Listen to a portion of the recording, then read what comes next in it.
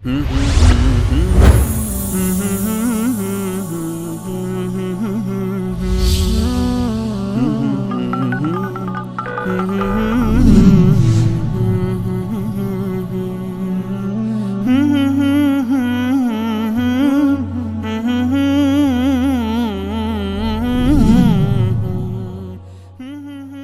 الله الرحمن الرحیم. امیرحسین هستم، شیعه هدایت یافته از بلژیک. استاد عزیز و گرامی برادر انصاری، جسارت و گستاخی مرا ببخشید که با وجود اساتید بزرگواری مانند حضرت عالی گاهی مطالبی را برای روشن شدن اذهان شیخ زدگان ولایت فقیه و آخوندهای شیطان صفت مشرک بیان می‌کنم. متاسفانه ملت شریف و نجیب ایران گرفتار مشتی عوام فریب مزور و دروغگوی شارلاتان شدند که در طول حیات و تاریخ سراسر ننگینشان مردمی ساده دل و نجیب را با سخنان شرک‌آلود خود به ورطه نابودی کشاندند. اینها باعث شدند که عده‌ای بسیاری از مسلمانان خسارت دنیا و الاخره شوند. مردم ایران حافظه تاریخیشان ضعیف است و زود فراموش می‌کنند که اگر مردم ایران اطلاعات تاریخی خوبی داشتند هیچ وقت گول این آخوندهای فرصت طلب و قدرت طلب را نمی‌خوردند و عکس خمینی دجال را در ماه نمی‌دیدند. اصولاً مردم ما همیشه در حال افراط و تفریطند و سریعاً احساساتی شده تعقل نمی‌کنند.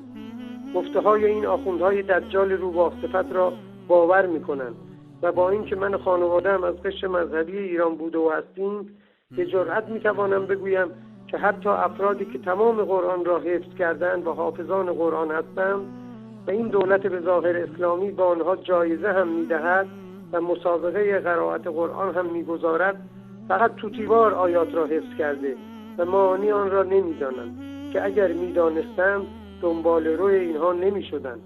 مثلا وقتی خداوند متعال در قرآن می‌فرماید الیس الله بکاف عبده که از بندگان و انسان‌ها سوال می‌کند که این سوال استفهامی است که ای بنده من آیا خداوند برای تو کافی نیست؟ اگر خدا برای بنده کافی است پس چطور پشت اتوبوس و مینیبوس و کامیون می‌نویسند بیمه ابوالفضل؟ اگر اعتقاد دارند چرا پس از تصادف به شرکت بیمه مراجعه می‌کنند؟ باید خسارت خود را از شرکت بیمه ابوالفضل بگیرند. اگر به همین آیه توجه می‌کردند نمی‌رفتند دنبال بندگان صالح خدا و حاجت دنیوی یا اخروی خود را از آنها بخواهند.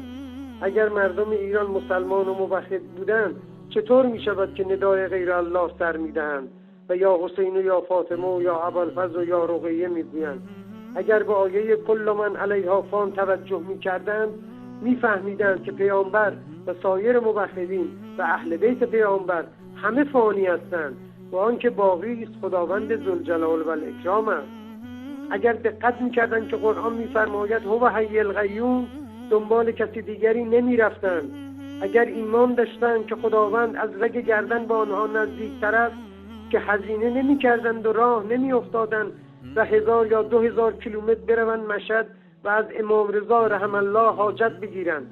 البته متذکر می‌شوم از زمانی که شبکه‌های توحیدی به فضل خداوند شروع به روشنگری کرده‌اند، عده بسیاری که در راه شرک بودند توبه کرده و موحد شدند و روز به روز الحمدلله رب العالمین به تعداد این موحدین افزوده می‌شود که هذا من فضل ربی.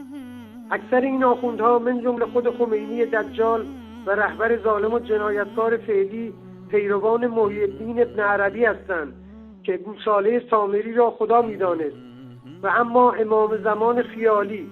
من ایرانی‌های مشرک را توجه می‌دهم به سخنان 2 نفر از مراجع شیعه به نام آیت الله کمال حیدری و آیت الله حسن فضل الله که در سخنانشان فرمودند که از 37 تا 40 روایتی که در اصول کافی و مرآت العقول و غیره ذکر شده فقط 5 یا 6 روایت هست که از راه تسامح گفته‌اند صحیح است که آن 6 روایت هم سند معتبری ارائه ندادند. از باب مولود حجه و مادرش، چه اینکه بعضی از روات آن مجهول است و یا معروف به دروغگویی و ثقه نیستند. به همین دلیل رجوع می‌کنند به کتاب‌های اهل سنت مثل ابن حجر عسقلانی که از طریق کتاب‌های اهل سنت و جماعت وجود امام موهوم خود را ثابت کنند. در صورت که اهل سنت برابر حدیث پیامبر اسلام اعتقاد دارند که امام زمان هنوز به دنیا نیامده و وقتی هم که به دنیا بیاید نامش محمد ابن عبدالله است که البته از ران مادرش به دنیا نمی آید. با اینکه خداوند فرموده قرآن را سهل و آسان نازل کردم، ولی آخوندها میگویند که افراد عامی آن را درک نمی کنند.